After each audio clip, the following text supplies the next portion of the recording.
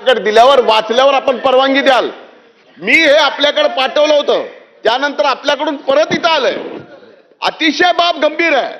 बीड जिल्ह्यातील केज तालुक्यामध्ये असं नाही चालत. अध्यक्ष महाराज, आता 4 दिवस झाले खून होऊन आणखीनही प्रेत ताब्यात घेतलेला नाहीये. अध्यक्ष महाराज, ही बाब अतिशय गंभीर आहे. म्हणून मी आपल्याला या ठिकाणी सांगतोय की ज्या ठिकाणी ही घटना घडली, ही पुन्हा केज तालुक्यामध्ये घटना घडलेली आहे. घुले कदमवाडी या परिसरातली ही गावकरी नावाच्या एका हॉटेलवर या ठिकाणी घटना घडली. ज्या घटनेमध्ये मारायचं होतं एकाला आणि हॉटेल मालक गेला सोडवायला, त्याची हत्या झाली आहे. आणि ती हत्या अध्यक्ष महाराज कट रचून झालेली आहे. आणि कट रचून झाल्यामुळं आज त्या ठिकाणी 9 आरोपीचे नाव घेतलेत. 3 आरोपी अटक केलेत अध्यक्ष महाराज. पण यामधला जो खरा सूत्रधार आहे, त्या सूत्रधाराचं नाव घेण्यासाठी पोलीस जाणीवपूर्वक टाळतात. आणि जाणीवपूर्वक टाळत असल्यामुळे अध्यक्ष महाराज आणखीनही प्रेत ताब्यात घेतलेलं नाही. ते प्रेत पोलीस स्टेशन समोर आहे. 10,000च्या वर आज लोक तिथं जमा आहेत. अध्यक्ष महाराज, तात्काळ या ठिकाणी पोलीस प्रशासनाने, माननीय मुख्यमंत्र्यांनी यात लक्ष घालणं गरजेचं आहे. आणि जो मुख्य सूत्रधार आहे त्याच्या सहित त्या ठिकाणी फिर्याद घेणं आवश्यक आहे. तरच त्या ठिकाणी समाधान होईल अध्यक्ष महाराज, त्याशिवाय होणार नाही. शासनाने नोंद घ्यावी. मंत्री महोदय, दोघांपैकी तिघांपैकी एकाने नोंद घ्या. नोंद घेण्यात येईल. खाली बसा, सगळ्यांचेच बसा, खाली बसा, खाली बसा, खाली बसा. या संदर्भात थांबा जरा, रुलिंग हवं आहे की नको आहे? सन्मान्य सदस्य जयंत पाटील साहेबांनी, त्याचप्रमाणे सन्मान्य सदस्य विजय वडेट्टीवार साहेबांनी या ठिकाणी एक पॉइंट ऑफ प्रोसिजर व हरकतीचा मुद्दा सादर केला.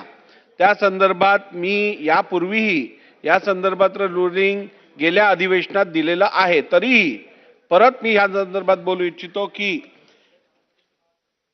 भारताच्या संविधानातील अनुच्छेद 164 जर आपण बघितलं तर त्यात कलेक्टिव्ह रिस्पॉन्सिबिलिटीचा उल्लेख आहे. त्यामुळे मंत्रिमंडळातील कोणताही मंत्री हा प्रत्येक उत्तरासाठी जबाबदार असतो. कलेक्टिव्ह रिस्पॉन्सिबिलिटी असते आणि त्याच्या अनुषंगाने आपल्याला ती मुभा प्रत्येक मंत्र्याला देता येते. 1 नंबर 2, ही प्रथा काय गेल्या 2 वर्षात 1 वर्षात झालेली नाहीये, याचा पण उल्लेख मी केला आणि आपल्याला पण माहिती आहे. 2019 मध्ये पण आपण बघितलंय, 2020 मध्ये पण आपण बघितलंय.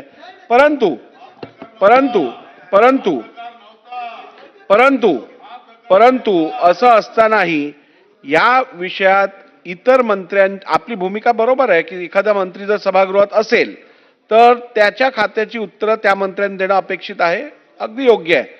परंतु आपल्याला माहिती आहे बाय कॅमेरल हाऊस आहे, आपल्याकडे वरचा सभागृह आहे, आपल्याकडे खालचा सभागृह आहे. असं असताना बऱ्याचशा वेळेला मंत्र्यांना दोन्ही ठिकाणची कामं बघायची असतात. त्यातून उपमुख्यमंत्री असतील, मुख्यमंत्री असतील, त्यांना विविध विषयात वरच्या सभागृहातही बसायला लागतं. आणि म्हणून बाय वे ऑफ अबॅन्डन्ड कॉशन आपण ती जबाबदारी इतर मंत्र्यांना देतो. असं असताना मला वाटतं यात काही गैर नाहीये. आणि त्यामुळे परत प्रत्येक अधिवेशनात हाच विषय आपण घ्यायचा, तेच रुलिंग माझ्याकडनं घ्यायचं, हे मला वाटतं उचित नाही. आपण आता पुढे जाऊया.